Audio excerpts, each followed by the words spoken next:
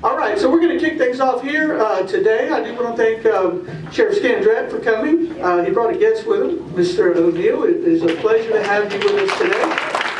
Appreciate everything you do for our county. And we do have a sponsor for our Business Boosters Lunch this afternoon, and it's Marybel Solutions. So I'm going to have Zuri Peterson come up, and she's going to tell you a little bit about Marybel Solutions.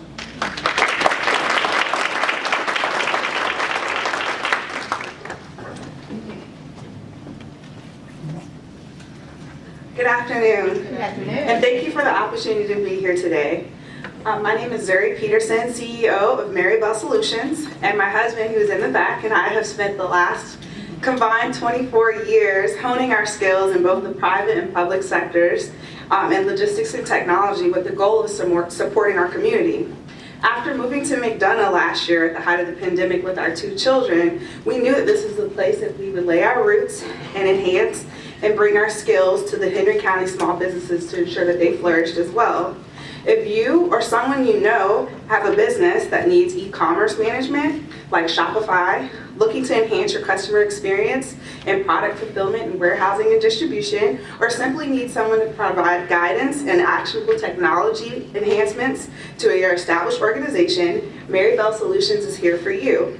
We believe that when your business wins, Henry County wins. Please stop by the desk in the back to learn more about what our organization can do for you, and thank you again for having us.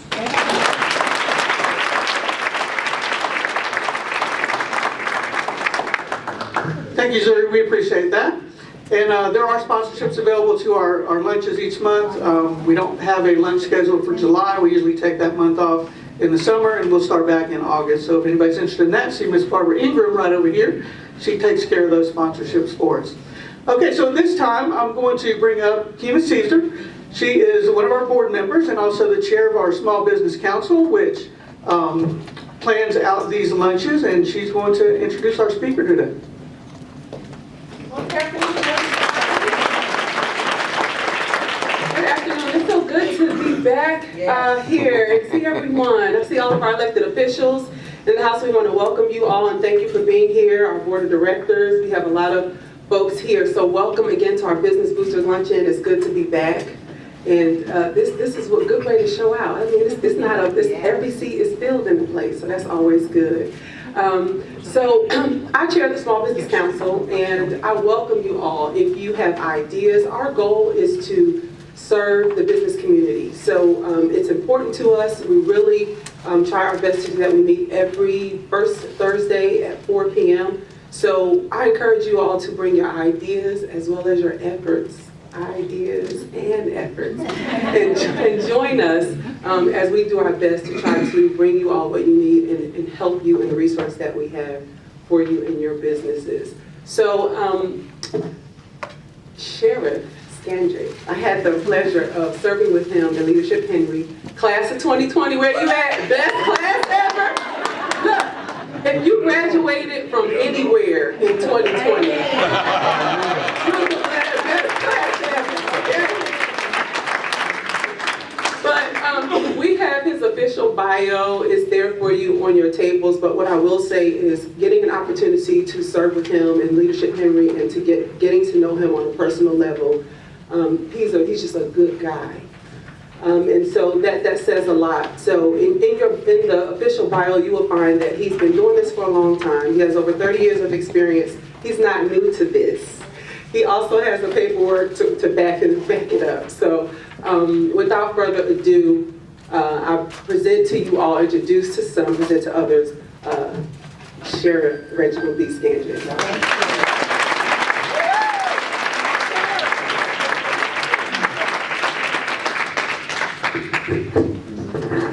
Well, good afternoon all. I have a lot of trouble in no bass in this microphone, but we're going to try to make this happen. It's an absolute honor to stand before you today and to present to you some of the things that we've been doing at the Sheriff's Office. I was extremely blessed by transitioning with a great man. You guys have never heard of, know Keith McBrayer. With the mic? With the mic? Okay, this is going back and forth. But Keith McBrayer, outstanding guy that served this county for over 45 years. And he transitioned the right way. And that's some of the challenges that we have now, that regardless of your differences of the roles or the aisles that you stand on, it doesn't matter. You should be chose from the people to do work for the people. And Keith McBrayer understood that.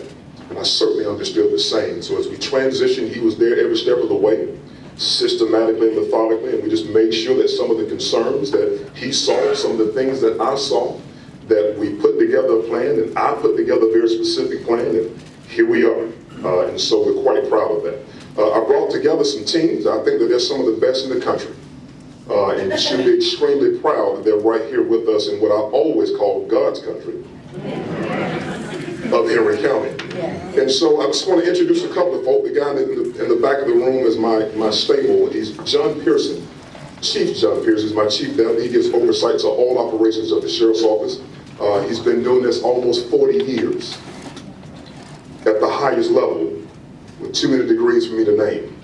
But he's one of the best, highly sought after, and we're just really blessed to have him, and he's a very good friend. And what I like about him, and people know and I understand on my team, I don't like yes people. If you're the smartest one in your room or your group, there's a problem. And these folk know how to tell me no. Speaking of telling me no, I brought my legal counsel in the room. Her name is Stephanie. Stephanie Cross is her name. She's an outstanding mind, an outstanding brain. She's also a member of Delta Sigma Theta Incorporated. And you're all in the room. And so she's on my team. She's my legal counsel, a bright mind, and she certainly knows how to tell me, no, you cannot do that, just to keep us balanced. Also to her left-hand side, I'm just going to jump around for a second. Billy Akins is our chief of staff, and Billy has retired with over 31 years of experience in his law enforcement profession. Don't hold against her that she went to Purdue University, but that's, she did. But again, another brilliant mind. To her right, this small guy that's in the front here, Jerry Harrison, has over 30 years in the business as well, and a very bright mind in all of the areas of law enforcement. He gives oversight to our jail operations, and he brings a great mind. He retired also from Gwinnett County Sheriff's Office, and we are absolutely blessed to have him on our team, and I certainly am as well. To the left of Miss Stephanie Cross is Ruth Stringer. Now, I'm going to tell you what's interesting about all of our top commanders. It's something about this word Marine Corps. I can't get started with it, but Jerry served us proud, served us well in the Marine Corps.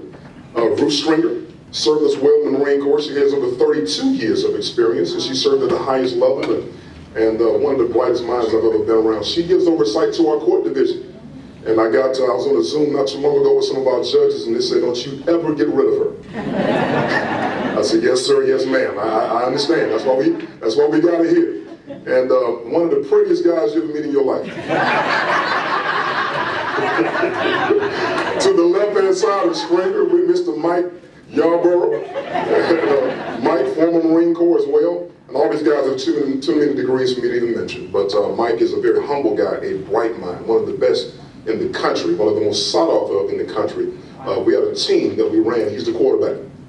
This guy is extremely witty in what he does. He's extremely surgical, extremely strategic in what he does as well. And that's pretty much holistically our entire team. But Mike has about 32 years of experience. We sort of, John Pearson sort of put his hand behind his back and said, you're coming to be a part of us. None of these people that I'm mentioning, they could be chiefs anywhere in the country. And they were chiefs. He retired as a chief in DeKalb. But anywhere in the country, they can be the number one person. But they understand and understood the mission that we have in Henry County to unite and bring people together and absolutely have law enforcement at the next level of excellence. That is pretty much our core mandate and mantra. And so, Mike, it's a pleasure to have him on our team. The guy back here that's standing, his name is Stacy Clark. I don't know why he's taking these pictures and videos, but God bless him. Stacy Clark retired with also 30 years of experience. And Stacy is now working on his dissertation and getting his doctorate. And so, again, another bright mind. He's arranged my executive aide, and I sort of run things around him quite often and see what do you think about that. But he's that guy. And there's a very short guy that I brought with me as well. That is on my team. I've been knowing him for quite some time, and it's interesting in terms of what the heart has for the community. His heart is a tremendous heart, and he's always been given, and you've seen him all around the world. And a lot of people don't know that he stays right here in Henry County, and we just locked together in terms of what the mission is for the people. And once we did that and understood what our missions were, they just fused together in terms of what are we going to do to help the people of Henry County suffer less. And that's our overall mission. So Mr. Dr. Shaquille O'Neal is the director of our community relations team. And it's interesting. Shaquille comes to work. He actually comes to work. He has the entire staff and the whole. It's interesting. He likes the clicker that we have. And he thought I was going to play a game on him when he came in. He said, it's actually work. So he stood at the door for about 5 minutes. So I like the clicker. So I'm going to bring him up in a little bit and talk. He's going to talk a little bit about unity and the importance of it. And it's important that if you get nothing else out of what we talk about, even though I'm going to talk about the 100-day plan, that you understand the significance of us coming together in this time frame is more than significant. And I'm pausing so that you understand that it's critical that we come together, irregardless of your backgrounds, irregardless of your beliefs, irregardless of what side of the aisle you stand on. There has to be the word unity in the middle. You take the word community, there's a subword in that says unity.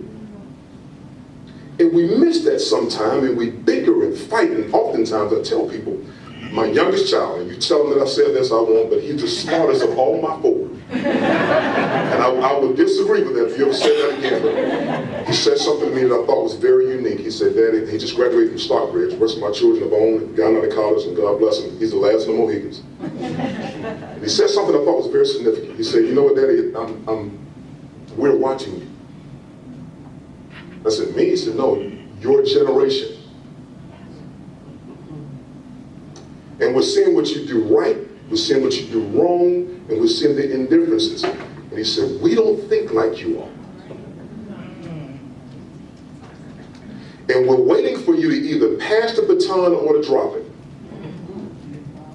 And if we pick it up, it's going to be our way. But if you pass it, we'll listen to the, watch this, the wisdom that you're going to pass along to us.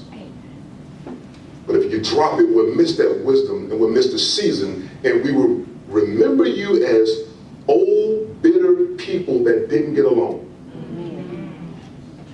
And that struck me to my core, that someone that's 18 years of age has one eye on us and the other eye looking at us. So I dare us have the unmitigated gall, so the temerity to fight and bicker on things we don't agree on. And we will disagree. It's good, it's healthy to do so. But at the end of the day, realize that we're here for the people, the mission of the people, to serve the people. When we realize that, I think we can humble ourselves a little bit more, and people will get a lot more out of us, and we will really understand why we're in God's country in Henry County. Does that make sense? Yeah. Good.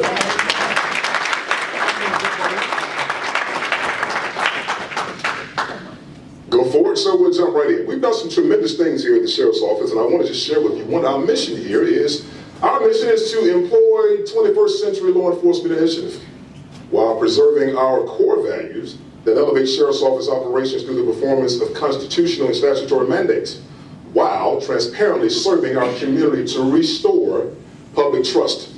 6 simple things that I talk about all the time that I brought in as my goal, and I also campaign on them, which is to foster community engagement. We just talked about some of those things. Empower and engage employees, which is tremendously important. Create multi-jurisdictional collaborations. Number 4, reduce recidivism. Implement restorative justice. And 6, and last but not least, is to garner national certifications. We'll talk about those briefly. I want to sort of run through this pretty quick. I think we have about 30 slides when we get through them, hopefully in about 15 to 20 minutes. So I really want to get the Q&A. I want to bring up Dr. Shaquille O'Neal to talk for a minute, and we can just sort of have a family discussion on what we're doing here in Henry County. Forward, please, sir. Forward. And so a couple of things we've done here with respect to community engagement, and I'm going to go with the target areas. Provide a new security system and validate Valentine's Day flowers and blanket donation to the Havens House. Who's not familiar with the Havens House? Everyone's familiar with the Havens House? Yeah. It's a personal story for me that my father left when we were maybe it was in the 2nd grade when I left. And my father was a pastor. But my father's mission at that time frame was to do nothing but to beat my mother. And I, as a child, much like my youngest, watched that every single day. But even though I hated those things from happening, that was a teaching mechanism for me to make sure that when I was right, when God placed me on the right platform, I gotta say that. I gotta make sure that I take care of the people that cannot take care of themselves. The Haven House is a house of domestic violence and challenged families where typically the young lady has nowhere to go, and the children are with them. We've adopted that area. We've given them the things that they needed. The security system was not what we needed it to be. We completely changed that. We spent about 60 grand into that, thanks to Shaquille O'Neal, changing that entire security system.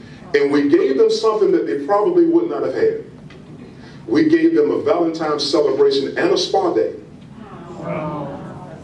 Just to say you are somebody, and you continue living and keep your head up, and you do have support from someone that believes in you. So we've done that to the Haven House. We also supported the senior citizens on Valentine's Day by taking them roses and candy to some of our senior living complexes. You don't respect wisdom. There's an old statement that says, in the midst of wise counsel, there's wisdom. Oftentimes we fail because we don't have wise counsel. I'm pausing for a second. Some of you all think that you know everything. And we do not. And a lot of that wisdom is still sitting on a stool in a rocking chair waiting to give it to someone else. And we want to make sure they understand consistently that you are a valuable part of this community, and we will protect you as long as you are here. Thirdly, we engage with our friend's house with a spa day as well. There's young ladies there. And we also visited friend's house in the house. There we go. With the spa day, and also took them to Urban Air and Circle lunch events and candy and balloons and Valentine's Day. And these are our young kids that are at the friend's house that go through the foster care program. And something else we did that I thought was quite significant, that we went in and we saw that their area was really not like a home environment. Insufficient. And so we took that and changed that completely. If you walk in there now, you would think you're at the Four Seasons. Yes. It's just that nice. Completely changed the television, the floors, the furniture, the whole nine. And that's one of the many things that Dr. Shaquille O'Neal and his team has brought to this, and our vision has brought to our overall mission. And then lastly, I'm just going to jump into this. We also participated in what we call the Polar Plunge, which is an annual fundraising event to support Special Olympics. Have a tremendous heart for Special Olympics. So we're going to dive into this quite frankly, give you some show and tell before, please, sir. It's part of the Polar Plunge. I don't know for the life of me why they would do that, but it's for a great cause. And they tried to twist my arm, and I was up there on the beach saying, I'm cheering you guys on. Let's go. And our team got in there and had fun, and that water, I think that day it was about 34 degrees. And so, yeah, but we got into it. Up there in Lake Lanier, and we got together with other agencies. It was for a great cause. For a great cause. You guys are still questioning. Like, why would you go into a perfectly good? I get it. Forward, please, sir.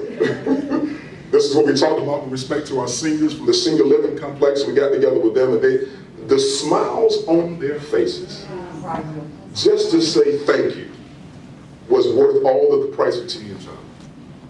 The Haven House as well. We couldn't show the pictures of the folk that are in the Haven House, but this is the staff that does a tremendous job with respect to that. Forward, please, sir. And at the friend's house, one of the things we wanted to do is to come back in from a parent perspective and give you some of the basic principles that you probably have never experienced on your own. So one of the things that we do is we take them, we have fishing. We teach them how to fish. We spend time with them and then go with them systematically in terms of these are the things that you could do, and we want to create a relationship. No relationship, no trust. Yes. No relationship, no trust. Thus, some of the issues that we're having between law enforcement and the community. We'll talk about that a little bit later. But these things right here will bring tears to your heart because of some of the things they're looking for is just leadership and guidance and somebody that believes in them. And so we're certainly going to consistently do that moving forward. Forward, please. And to empower and engage employees. Forward. It is absolutely important that your employees understand that you trust in them, believe in them, and that you have what we call their six. In the military folk in the room. Six means, I got your back. I got your back. And what we wanted to do is there were time frames that people inside the jail, on the streets, and particularly in the law enforcement community holistically, it's a challenged time frame now. Defund the police. The craziest thing I've ever heard in my life. Why would you do that? I understand that people are angry. I understand that there are some issues. And in any group that you have, I don't care if it's Burger King or McDonald's, you will find an employee with issues. It's going to happen. But it's incumbent upon leadership to find that issue, deal with that issue, become transparent and let everyone else know that's a bad apple. That's what we will not tolerate. But I will not tolerate folk disrespecting men and women in uniform that put their lives on the line each and every day. You won't see that on the media. That won't make Channel 5, 2, or CNN. The jobs that they do every single day. And the heads are heavy now for the men and women that are doing their jobs every single day. And no one is saying, thank you. Or we're not saying it enough. Thank you for what you do every single day. For it.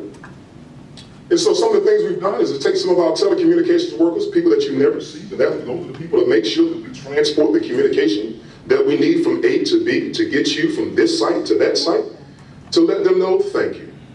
We appreciate the things that you have done individually and just to find out and to continue to develop relationship. Forward.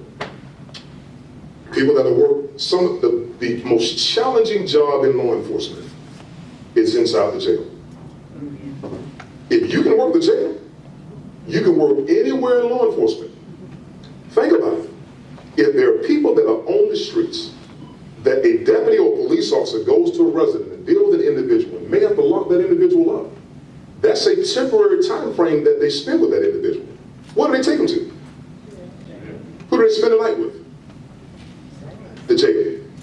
So all of those temperaments and all those challenges go right down to them. So we make sure that National Corrections Week, that we spend a specific amount of time with everyone that's in the jail. And I wanted to look everyone eye to eye and find out who they were, what their needs are, what their challenges were, and let them know that we need you. Thank you for everything that you've done. And we need you to watch guard while everyone else is sleeping. And these men and women do an outstanding job in doing that. We call them heroes. They work here. We got them all over the place. Medical, are you here? I saw Pete Munt that was here. Thank you guys for what you do as well. Matter of fact, let's just stop and clap for that for me.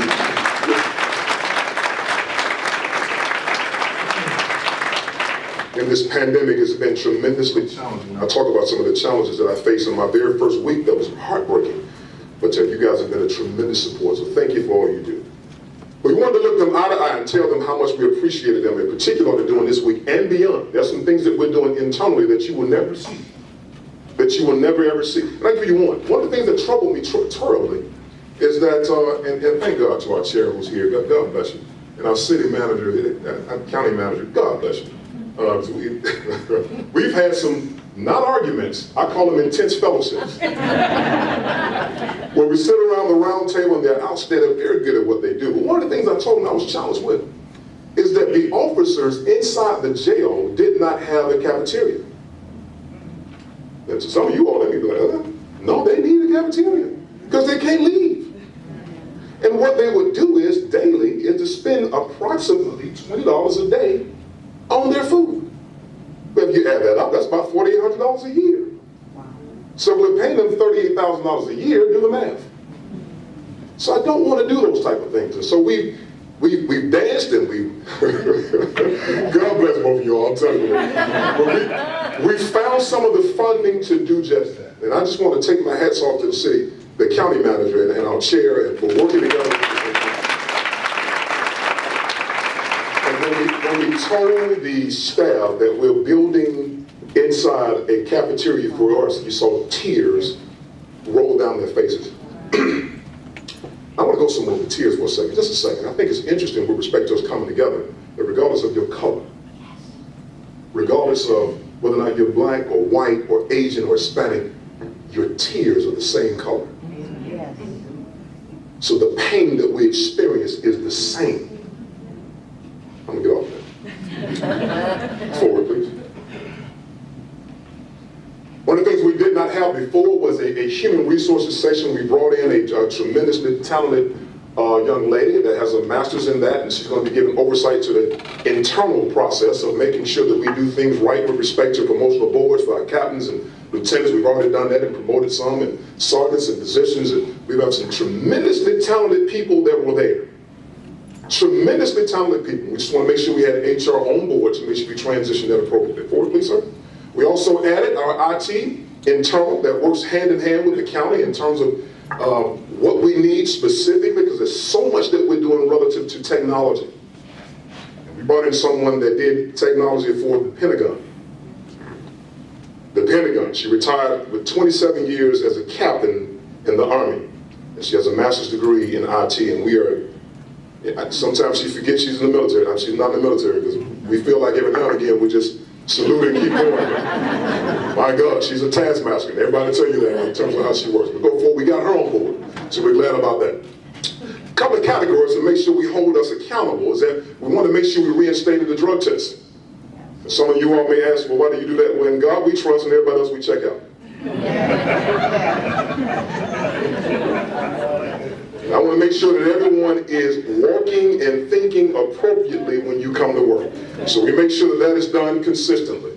Also, from a technology perspective, we have implemented what we call the Power DMS program. Henry County is God's country for a reason. Don't want to kill trees anymore. So the Power DMS allows us to see policies and training and opportunities all in front of them, on their desktops or their laptops. Without us, you should be copying, you should be clapping on that, because we're not killing trees anymore. We've been, thank you. So we brought that on board as well. And also to the right-hand side, we've also implemented the Employees Wellness Program policy that provides annual psychological wellness programs. We've already started that. Now, what's interesting with respect to that is law enforcement has the highest rates of divorce, drug abuse, alcoholism, suicide, because they experience things that you would never see in a lifetime. Just imagine, if I went to a scene and there was a homicide in that scene, in this room, there'd be a body here and a body there, and that officer would have to work that scene, deal with that scene, internalize that scene, and not go home, go back into service. And the next call, that's very same day, it could be a domestic violence, where you have some other trauma-oriented type of situations that happen, and you work that scene, you deal with that scene, you don't go home, you go back into service. So the question becomes, how do you clinically unpack